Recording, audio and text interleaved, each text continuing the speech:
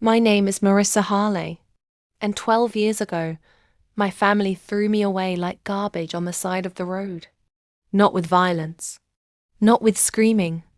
No, my betrayal came quietly, sealed with fake smiles, fake tears, and a one-way ticket to nowhere.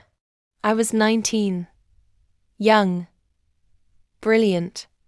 Hungry to make something of myself. I had a scholarship dreams. And this naive hope that my family, especially my sister Camille, was proud of me. But I was wrong. You see, Camille always had a gift. Not talent. Manipulation. And my parents? They were so obsessed with keeping the perfect image. They let her puppet them into believing I was the problem. I remember the night it happened. I came home from university to surprise them for Mum's birthday. I walked into the house with a cake in my hands and froze. My room was empty, cleared out, and Camille was sitting at the kitchen table like she owned the place. Her words were razor sharp. "You don't belong here anymore, Marissa. It's better for everyone." They had sold my car, cashed in my college fund, told the extended family I had run away, chasing some troubled dream. I was replaced. Forgotten. And the worst part, they didn't shed a single tear, but they didn't destroy me. I started from the dirt, slept in hostels, took 3 jobs. I learned to survive. Then I built my tech startup from scratch alone. It took years, pain, failures, but eventually I made it. I became the very thing they told me I'd never be. Successful, powerful, respected. They had no idea, of course. I kept my last name quiet in the press, stayed out of photos, hid my identity behind my company brand. I watched from a distance as Camille basked in her fake fame, built off stolen connections and lies. Lies that once belonged to my ideas, my work. And then came the invitation. A white perfumed envelope. Camille's wedding. She was marrying the son of a powerful investor. Lavish venue. High-profile guests. My name wasn't on the guest list, of course. But that didn't matter. I was going anyway. Not to crash it, but to reveal it. The day of the wedding, I arrived dressed in a sleek black gown. Heels that clicked like clockwork across the marble floor.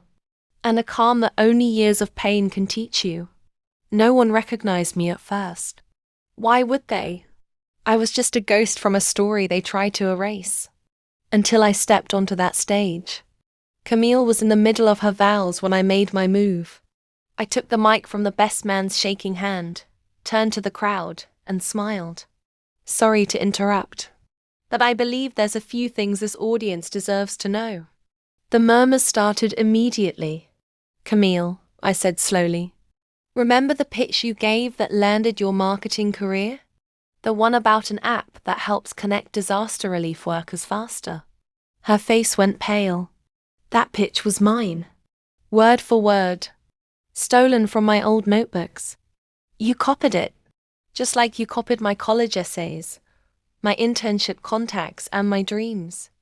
Gasps erupted. But I wasn't finished. "To everyone here," I continued, "meet Marissa Hale, CEO of Halesync Technologies. You know, the company your firms keep trying to partner with." I looked directly at the groom's father. "Ask your son how much of Camille's resume is real, or if he ever wondered why she kept changing topics when the press asked about her past." Then I handed out the proof. Flash drives. Documents, emails, even voice recordings. The truth they buried for 12 years. Now playing out like the final scene of a long-delayed movie. The silence in that room could have crushed marble. Camille ran out crying. My parents followed, humiliated. But not one of them looked at me. Not once. And that was the most honest moment they ever gave me. As I walked back through the garden, guests parted like water. Some stared in awe.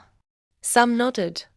And one woman, an old aunt who used to babysit me, touched my arm and whispered, "I always knew. I didn't do it for applause. I didn't even do it for revenge. I did it to reclaim my story, the one they tried to erase, the one I rebuilt stronger, louder, and unignorable. So if you're watching this, and you've ever been made to feel like you were nothing, let this be your sign. You are not what they said you were. You are not the failure they painted. And sometimes, the best revenge is becoming impossible to ignore. Subscribe to my channel for more real stories like mine. And don't forget to like the video if it made you feel something deep.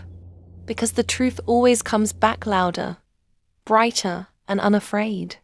Moral of the story: they can bury your name. They can steal your dreams. But they can't rewrite your truth. Only you can do that. And when you do, don't whisper it. Walk in with the mic and say it clearly.